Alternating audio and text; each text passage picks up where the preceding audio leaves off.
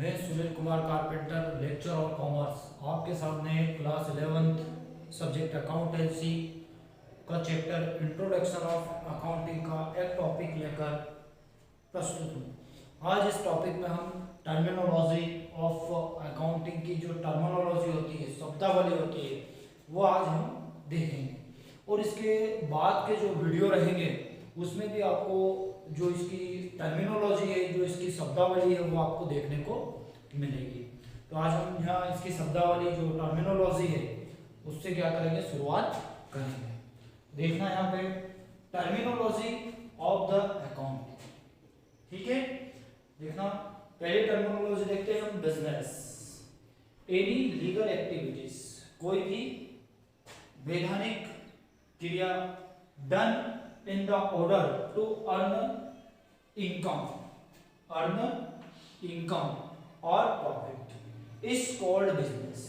कोई भी ऐसी लीगल एक्टिविटीज जो आय कमाने या फिर लाभ कमाने के उद्देश्य से की जाती है उसे बिजनेस कहा जाता है। उसे क्या कहा जाता है, बिजनेस कहा जाता है।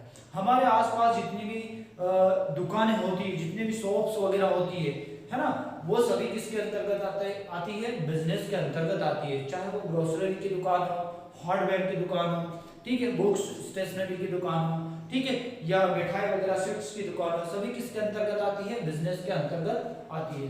तो कोई भी ऐसी लीगल एक्टिविटीज जो प्रॉफिट अर्न या इनकम अर्न करने के उद्देश्य से की जाती है वो क्या कहलाती है, बिजनेस कहलाती है, ठीक है।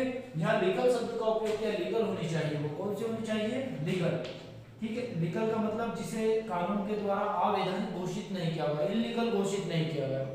जो गवर्नमेंट है उसके द्वारा उसे इलीगल घोषित नहीं किया गया। जैसे हम देखते हैं कि जो शराब के बिजनेस होते हैं या फिर एसिड से रिलेटेड जितने भी बिजनेस वगैरह होते हैं, है ना, वो सब क्या कहलाते हैं, इलीगल बिजनेस होते हैं। उनको करने के लिए गवर्नमेंट की क्या है, परमिशन लेना पड़ती है, ठीक है। तो ऐसे जो इलीगल बिजनेस होते हैं, ठीक है, उनके लिए गवर्नमेंट से क्या करना पड़ती है, अनुमति लेना पड़ती है, ठीक है।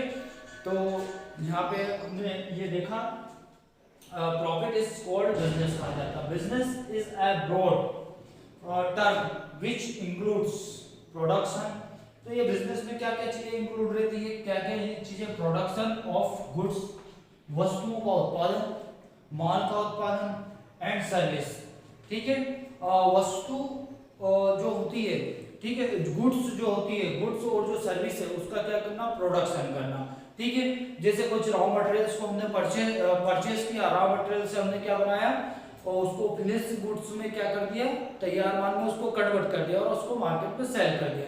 जैसे हमने कॉटन खरीदा, रुई खरीदी, रुई से क्या बनाया, कपड़ा बनाया और कपड़ा बनाकर उसको मार्केट में क्या कर दिया, सेल कर दिया, ठीक है। जैसे हमने मावा खरीदा, शक्कर खरीदी और उससे हमने मिठाई बना के मार्केट में सेल कर दी। तो कह सकते हैं कि production of goods and service, ठीक है।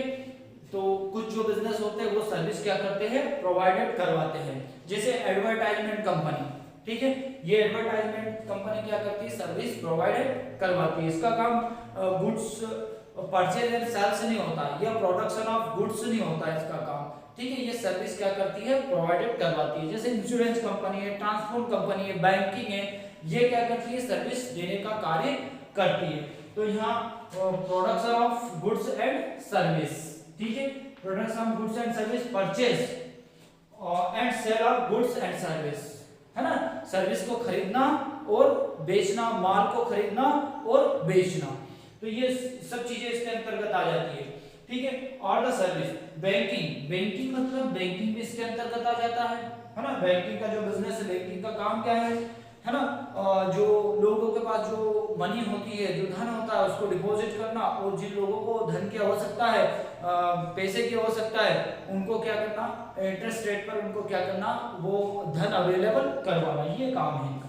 तो बैंकिंग भी किसके अंतर्गत आता है, बिजनेस के अंतर्गत आता है। जितनी भी इंश्योरेंस कंपनियां हैं, जैसे एलआईसी भी किसके अंतर्गत आती है, बिजनेस के अंतर्गत आती है ना। जितनी भी इंश्योरेंस कंपनियां हैं वो सभी, उनका काम क्या है, इंश्योरेंस करती है और क्लेम को क्या करती है, देती है।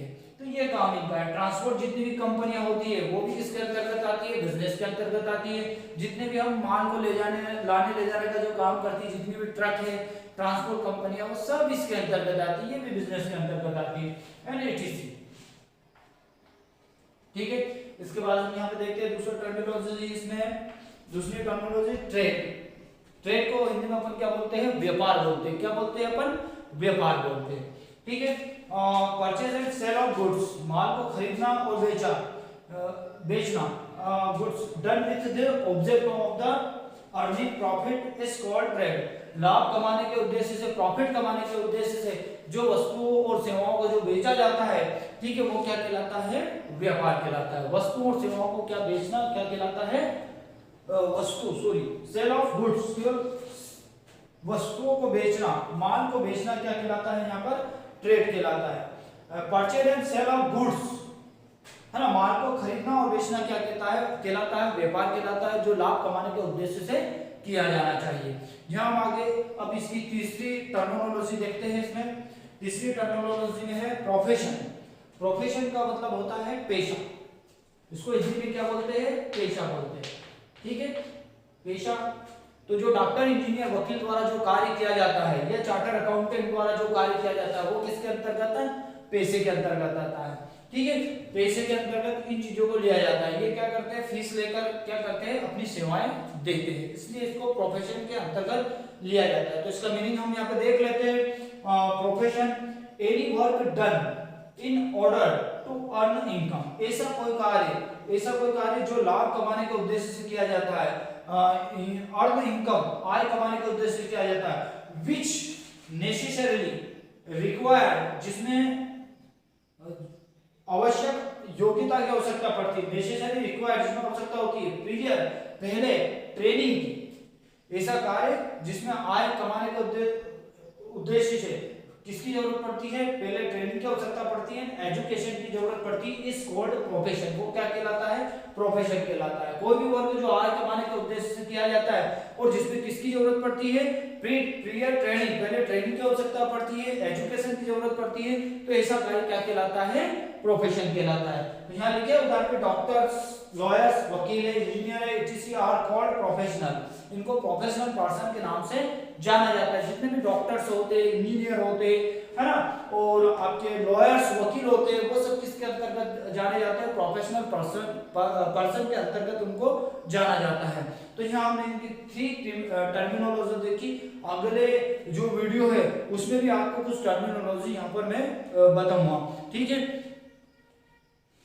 थैंक्स।